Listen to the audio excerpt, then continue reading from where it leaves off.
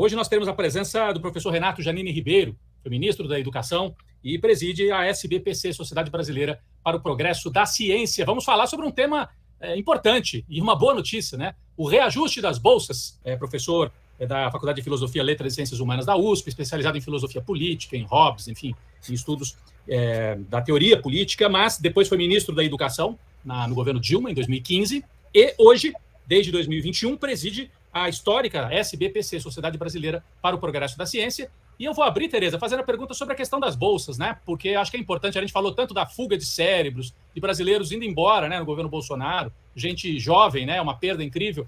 Então, esse reajuste de 40% parece até muito, né, professor Renato Janine? Não é. Explica a gente a importância disso, por favor. Olha, faz praticamente 10 anos, acho que 2013, foi o último reajuste da Bolsa, e sempre é um problema, porque, enfim, se quer que ela acompanhe a inflação, se deseja também, às vezes, que vá além da inflação para recompor, para fortalecer essa vocação de pesquisa, sobretudo os mais jovens. Agora, 10 anos sem reajuste é terrível. Quando a gente pensa que também faz vários anos que não há reajuste na função pública federal, é muito preocupante, porque há uma desqualificação de profissionais, muitas vezes altamente competentes e sempre muito necessários, ou para o funcionamento da máquina de Estado, no caso dos funcionários públicos, ou para a pesquisa, que é o que vai dar futuro para a economia, para a sociedade, são os avanços científicos.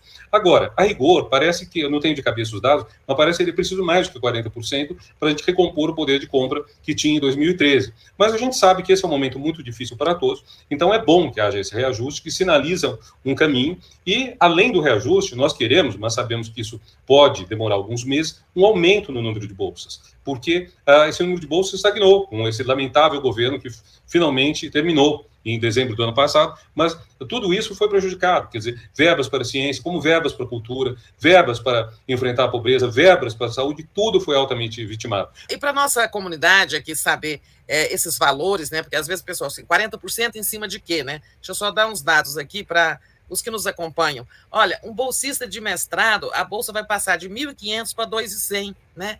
É impressionante.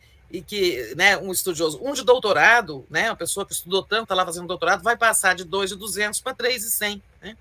Então, mesmo 40% são valores muito pequenos para pessoas que estudaram tanto, que fazem pesquisas e que representam, né, digamos, a ponta da inteligência do país, né? Agora, o que eu queria perguntar é o seguinte, eu vi uma defesa aí, acho que do professor Ricardo Galvão, do CNPq, defendendo o reajuste anual. Você acha que é por aí? Todo ano, agora corrigir os bolsos? Colocar isso, talvez, até num diploma legal, para que, sei lá, um decreto, alguma coisa, para que se torne obrigatório corrigir, não aconteça isso de novo, né?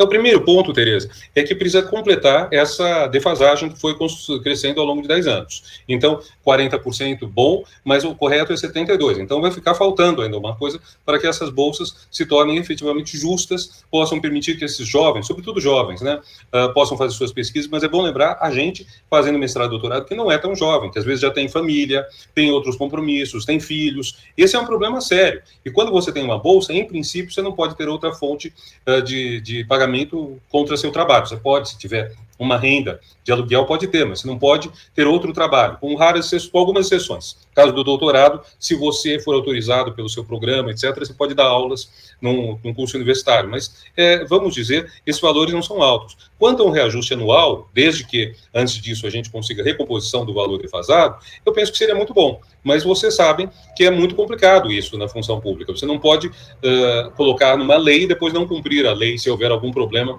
de recursos. E esse é um outro grande problema que vamos ter, é que o Brasil está carente de recursos, tanto que esse governo deixou o Brasil com um déficit grande, deu um calote nos precatórios, que vai ter que ser pago pelo novo governo. Enfim, nós temos situações difíceis, que exigem, de um lado, que a gente tenha compreensão que as coisas não vão se resolver de um dia para a noite, né? Mas, por outro lado, também que a gente lute para que as prioridades nacionais sejam, de fato, atendidas. E entre delas está a formação de conhecimento rigoroso científico para melhorar tanto a economia quanto a vida social. Professor Renato Janine Ribeiro, só para esclarecer também para a nossa comunidade, nós estamos falando das bolsas tanto do CNPq quanto da CAPES, né, que são as duas bolsas no nível federal, né? Nos níveis estaduais, no nível estadual, tem, por exemplo, São Paulo tem a FAPESP, né? Quando mexe na bolsa, a FAPESP é muito importante em São Paulo, tem um peso grande, né, nas bolsas, o senhor sabe muito melhor que eu. Quando mexe nas bolsas CNPq e CAPES, a FAPESP acaba puxando um pouco para cima também, deve ter essa puxada também, essa melhoria nas bolsas da FAPESP ou outras estaduais, né? A FAPESP já mexeu para cima. Esse é um dos problemas também. Quer dizer, várias fundações de amparo à pesquisa, entre elas a FAPESP, já subiram as bolsas durante esse período de estagnação no nível federal. Mas para terem uma noção de grandeza, que é importante, Tereza já deu os valores, mas eu daria as quantidades. Sim. Nós temos cerca de 200 mil bolsas da CAPES, 70 mil do CNPq. O CNPq é bem menos que a CAPES, então. E as fundações de amparo à pesquisa, estou falando de cabeça, mas a ordem de grandeza é que elas se equiparam ao CNPq. Então, deve ter 50, 70 mil bolsas das fundações de amparo à pesquisa, das quais uma parcela é da FAPESP.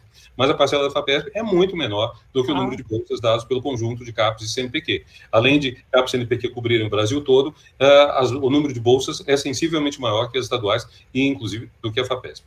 Agora, além dessa questão mais factual, né, Tereza, assim, trazer o dado e, enfim, explicar um pouco aqui para o nosso público. O significado disso, assim, a médio prazo, né? Essa é uma sinalização que eu acho que o governo Lula quis dar logo no começo, né, Tereza? O Lula escolheu a questão dos Yanomami, foi lá pessoalmente, agora a retomada de obra, Minha Casa Minha Vida, e também a ciência e tecnologia, né? Com esse reajuste que é insuficiente, mas é um sinal, 40%, não é que deu 5%, deu 40%. É pouco perto da inflação, mas é uma sinalização importante. O que isso significa, o senhor, assim, analisando o quadro, esse descalabro que a gente vivia nos últimos 4 anos, esse início, esses primeiros 2 meses ainda incompletos do governo Lula e esses primeiros sinais, Renato Janine Ribeiro?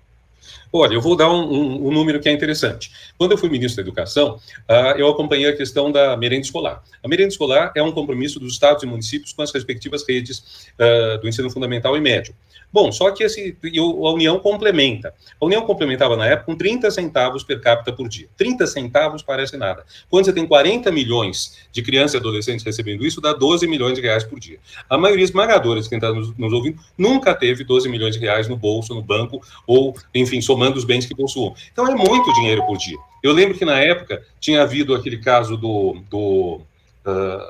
da Petrobras, e que um dos envolvidos nos casos de corrupção devolveu 100 milhões de reais para os cofres da Petrobras, que é muito dinheiro, e é o quê? 7, 8 dias de merenda escolar naquele valor, de complementação da merenda escolar, não é nem a merenda escolar inteira. Então é muito dinheiro. Por exemplo, para subir um pouco o salário mínimo, o governo vai gastar muito dinheiro, porque o salário mínimo é pago a milhões de pessoas pelo governo federal, enfim, INSS e tudo mais. Então, nós temos que entender que esses valores, quando eles são multiplicados por milhões, dezenas de milhões de pessoas, eles se multiplicam. Eles ficam, quer dizer, claro, eles ficam muito mais altos. Então, nós temos que ter compreensão também que, como diziam nossos pais e avós, Roma não se fez num dia. Há uma série de etapas que tem que ser tomadas, você tem razão. É uma sinalização importante, Rodrigo, de que volta a ter importância a ciência, volta a ter importância a vida dos Yanomamis, volta a ter importância o futuro dos mais pobres. Aqui na minha casa, eu moro numa casa, num bairro de São Paulo de classe média, passa quase todo dia a gente pedindo esmola, e você sabe que as pessoas estão passando fome e tudo, e que isso foi produzido.